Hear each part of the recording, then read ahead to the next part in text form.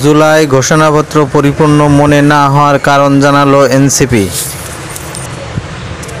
অন্তর্বর্তী সরকারের জুলাই ঘোষণাপত্রকে সাধুবাদ জানিয়েছে জাতীয় নাগরিক পার্টি এনসিপি, তবে ঘোষণাপত্র পরিপূর্ণ নয় বলেও জানিয়েছে দলটি।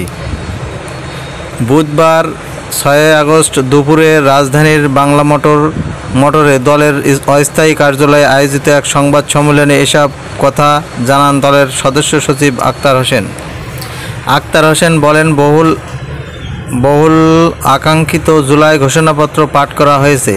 আমরা সরকারের এই উদ্যোগকে সাধুবাদ জানাই। কিছু বিষয় তা যদি ঘোষণাপত্রের মধ্যে উল্লেখ থাকতো তাহলে এই ঘোষণাপত্র আরও পরিপূর্ণ হতো বলে আমাদের মনে হয়।